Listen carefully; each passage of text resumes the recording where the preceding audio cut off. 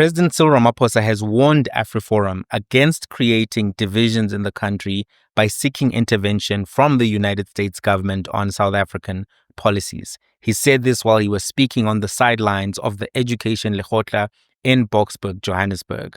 Ramaphosa was responding to media questions and queries about Afriforum's trip to the United States, reports about Afriforum's trip, and obviously other groups such as Solidarity, and the fact that they had met with U.S. representatives, members of the U.S. executive, urging them to pressure the African National Congress to change its policies. This is what he had to say.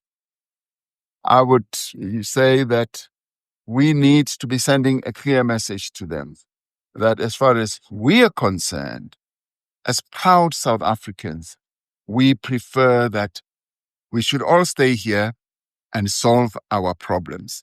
And already what they are doing has spawned divisions in our nation. And that is not a nation-building process of running around the world to try and have your problems solved. You are just sowing divisions. Because now a number of South Africans then start looking at others. I don't support what Afriforum is doing. I think it's very risky. And I think that they have been misleading the Republicans and the conservatives about the nature of race relations in South Africa, the nature of the legislative framework in South Africa, as well as the treatment of white South Africans in South Africa. I think that that particular narrative that they've been spreading has long-term harms that they may not have considered. At the same time, I do think that the ANC needs to be reflective around the foreign policy positions and directions that they've taken. If you look, for instance, associations with Iran, associations with Hamas, these are associations which are going to put you in the crosshairs of the American government. These are associations which definitely would bring this kind of scrutiny from America to your positionality. Because if you think about Iran in particular, they are an enemy of the United States, and they have been for decades. They have been for decades, right? Since basically the rise of Ayatollah Khomeini in 1979, America and Iran have been on different ends of foreign policy positions. They have different geopolitical ambitions, and America is an ally of Saudi Arabia. And Saudi Arabia also has its own tensions with Iran. So when you then consider the relationship between Saudi Arabia, America, and Iran, if at any point you are seen associating with the Iranians, that can become a problem. Benjani Chauke at some point was seen, I think, or reported to be associating with the Iranians. We saw Naledi Pandor actually visiting Iran and having a meeting with some Iranian leaders. Those particular things would have been observed by the Americans and would have caused deterioration of goodwill in and of themselves. So in as much as I think Afriforum is pursuing its own agenda and misleading, I do think that there has to be a reflection as well from the African National Congress around those kind of foreign policy positions. Because now you have an administration which is willing to say, you actually met with people we consider to be our enemies. You've seemed to have friendly relationships with people we consider to be our enemies. And this is what has caused our tensions. That may be right for them to do. It may be the correct decision, but then the consequences of that decision are that you then lose the relationships and the friendships on the other side of the spectrum. So Afriforum, along with Solidarity, as you know, met with representatives of the Trump administration to discuss concerns about ANC's governance. They've raised issues responding or regarding the Expropriation Act, the Bella Act. They've raised issues around crimes against white farmers. In particular, they speak about this issue of farm murders, which I've discussed before, in that people have been killed on farms. But if you look at the murder statistics, you will see that there were 22,000 murders, for instance, in 2022, and 166 or 161 which occurred on farms in particular. And of the murders which occurred in farms in particular, they were not necessarily on a racial basis. They were house invasions, as they happen in the suburbs and in the townships as well. So actually, farms are one of the safer places in South Africa. So the idea that there are people who are explicitly going onto farms to kill people for political reasons is not true. They actually responded to what President Ramaphosa had to say, and they responded to this idea that Afriforum is the one sowing divisions. This is what they said. It is ironic that President Ramaphosa is now falsely accusing Afriforum of spreading divisions in the country, while in fact it is President Ramaphosa and ANC leaders that are dividing the country. They are doing that when the president signed the Anti-Afrikaans Bella Act that threatens the cultural existence of Afrikaans-speaking cultural communities. It's President Ramaphosa that signed the Expropriation Act.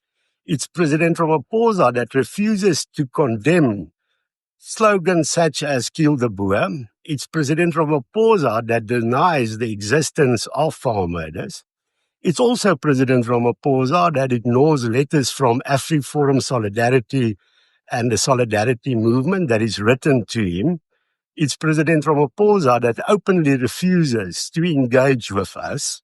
It's also President Ramaphosa that showed disrespect when he mandated people to negotiate with Solidarity at NEDLAC, and an agreement was reached, and he simply then afterwards denied any knowledge of that. We will not be deterred. Afriforum, Solidarity, and the Solidarity Movement will thus continue to fight for the interests of the country, also for the interests of Afrikaners. Yeah, something happened yesterday between Donald Trump and Zelensky that gave me some insight, or just gave even the whole world insight of how the Trump administration is going to be moving and how earnest they are about certain things. And it seems that they are willing and they want to play hardball with everyone that is on their list of enemies, opponents, or people that they don't deem to be on their side. I mean, did you see this last night? The moment between Trump, Zelensky, and the vice president, deputy president of America. This is what happened. What we're going to feel. We're trying to solve a problem. Don't tell us what we're going to feel. I'm not telling you. Because you're in no position to dictate that. That's exactly what this. you're doing. You're in no position to dictate what we're going to feel. We're going to feel very good. Feel influence. We're going to feel very good and very strong. You will feel influence. You're right now not in a very good position. You've allowed yourself to be in a very bad position, and it happens to be right about From the very beginning of the war. You're not in a good position. You don't have the cards right now. With us, you start having not cards. Playing cards. Right now, you don't. You're playing cards. Mr. President. You're playing. Serious. You're gambling with the lives of millions of people. You're gambling with World War III. You're gambling with World War III. And what you're doing is very disrespectful to the country, this country. That's back to you far more than a lot of people said they should have. Have you said thank you once this entire meeting? No, in this entire meeting, have you said thank you? Today. You went to Pennsylvania and campaigned for the opposition in October. Offer some words of appreciation for the United States of America and the president who's trying to save your country. Please, you think that if you will speak very loudly about the war, you can... He's not speaking loudly. He's not speaking loudly. Your country is in big trouble. Can I Wait a minute. No. You've done a lot of talking. Your country is in big trouble. I know. You're not winning. You're not winning this. You have a damn good chance of coming out okay because of us. Mr. President, we are staying in our country, staying strong from the very beginning of the war. We've been alone, and we are thankful. I said thanks you haven't in been this alone. cabinet. You haven't been alone. This cabinet. We gave you, through this stupid president, $350 billion. We gave you military equipment. And you men are brave, but they had to use our military. If you didn't have our military equipment, this war would have been over in 2 weeks. In 3 days. I heard it from Putin. In 3 days. This is something maybe less. In 2 weeks. Of course, yes. It's going to be a very hard thing to do business like this. I tell you. Just say thank you. I said it a lot of times. Except that there are disagreements, and let's go litigate those disagreements rather than trying to fight it out in the American media. This has never happened before in the White House. This is supposed to be a space of, gravitas, a space of official status, and a space where decorum is at a premium. To see these men shouting at each other in this way, like it was watching people in a tavern, was really worrying, disturbing, but also expository in that it showed that Donald Trump is willing to break all norms to push through what he thinks is the legitimate way of solving the problem. I think Zelensky was poorly advised in that moment. I think he should have studied how the tech billionaires and owners of the tech companies chose to deal with Trump. They were differential. I think a lot of them disagree with him, but they understand that Trump has an ego, that Trump is a forceful personality, that Trump does sometimes bully people. And that's all part of who he is. This is who the Americans elected. And you have to then work with what Americans have chosen as their leadership. It is wisdom to tailor your language according to the people that you're speaking to based on power dynamics and your interests. It is foolishness to go to people who you need the support of and argue with them and bicker with them, because what that can do is it can harden their hearts. You know, I think if this was just an interaction between men at a bar, there would be no problem with how Zelensky responded. But the USA is their biggest donor and supporter of the conflict, between Ukraine and Russia. They've received a lot of support from America, military support, financial support. As a result, they need America. They do. The EU has contributed, but America by itself has contributed more than any other nation, and I think even more than the European Union. So if that's the situation that you are moving in, you have to have the wisdom to learn how to engage with your donor if there's a change in management. There's been a change in management. The new managers of America have a different style. America has a new president, a new chief executive, a new boss. You have to understand the old boss's tactics, methodologies, the old boss's team, they're gone now. You have to work with the new guys if you want them to continue to support you. Look at what Tim Cook did. Look at what Zuckerberg did. Look at what Jeff Bezos did. Even look at how Keir Starmer approached things. You have to be tactical to maintain relationships that benefit your people. It's not about you.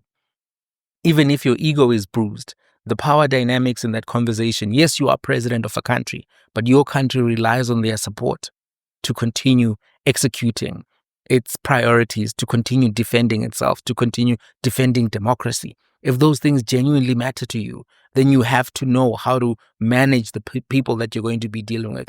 So I think he was poorly advised. I think on the other side of the equation, there's also very little he could have done because he campaigned for the Democrats. And if he campaigned for the Democrats, they definitely would have had him on their list. They definitely would have had him on their list. For South Africa, I think that was a learning moment to show the nature and temperament of the Trump administration, to show how risky the moment is. If the engagements with Americans take the wrong tone or direction, I think the Americans will be willing to go drastic on South Africa, to cut AGOA, to do other things. Remember, they have other tools in their tool basket. They can pressure rating agencies to downgrade you. They can keep you on the gray list or even, worsen the assessment of financial security. America still has a large control of the financial markets of the globe. Right? The banking system is headquartered largely in America. You'll see London, New York, etc. But, Wall Street and the banks are all still the big drivers of the markets globally. So even if you maintain your relationships with Europe, but you deteriorate your relationships with the Americans, it can be detrimental to a developing nation, a middle income nation, and a nation which is an emerging market with an emerging market currency, which can become very volatile. So it just shows that this particular moment requires, I think, more tactfulness, and everyone has to really be aware, including Afriforum. Afriforum thinks that they can get the South African government to change the laws that they have passed, the Basic Education Laws Amendment Act, National Health Insurance, and the Expropriation Act. But that ship has sailed. Even if he wanted to, President Ramaphosa cannot repeal those laws. He can't do it. And even if it was possible for him to do it, the day that he did it, the ANC would remove him. They would say he has sold out, he's capitulated, etc., etc. The Phala Phala issue would go a different direction. Within the party, the Integrity Commission would make findings against him. He would have to, do that announcement that Thabo Mbeki made, that I have to step down, etc., etc. These are the realities. He can't do it. What that means is that while they want to protect the farming community, that is what they want to do. They want to protect property rights. They want to protect the farming community. They may end up costing the farming community access to AGOA, because a lot of the exports are farm products from the farmers. And if you lose AGOA, which is a preferential trade access act with America, then those goods and services will no longer be affordable for Americans. And those goods and services will be imported less. And that's going to be the reality. So it's a tricky moment. I think that everyone needs to be aware. When it comes to AGOA in and of itself, it's at risk because qualification for AGOA preferences is based on a set of conditions contained in the AGOA legislation. In order to qualify and remain eligible for AGOA, an AGOA beneficiary must demonstrate respect for rule of law, human rights, core labor standards. An important provision to be aware of also is that beneficiary countries should also not seek to undermine the U.S. foreign policy interests. AGOA is a statutory process, and it has a requirement for annual reviews to examine the compliance of each participating country to the Act's eligibility criteria. The Americans have already initiated a review of South Africa's inclusion in AGOA. This happened even under the Biden administration, and it was a bipartisan resolution. So in doing everything it's doing, Afriforum could be putting African and South African farmers at risk of exclusion. We've already started to see the impact of the Trump cuts. So in as much as they think they have an argument on their end as well, they could actually be acting in a way that will have the opposite effect. I think it's a moment that requires everyone to rethink how they're going to engage with this going forward. It may very well be necessary for the president to meet with Afriforum and Solidarity to prevent this thing from escalating further. At some point, it's not about who's right or wrong in principle. At some point, you have to protect the interests and the livelihoods of your own people. At some point, that's what's got to be at the top of your priority list as a leader, not being right on the global stage and having people clapping for you. At some point, everybody was clapping for Robert Mugabe and saying, yeah, show Tony Blair, show this guy, show that guy. And at the end, all it did is that the Zimbabwean economy collapsed and never recovered. It's not always worth it to keep it real on the international stage. I don't know. What do you guys think? Let's have a conversation.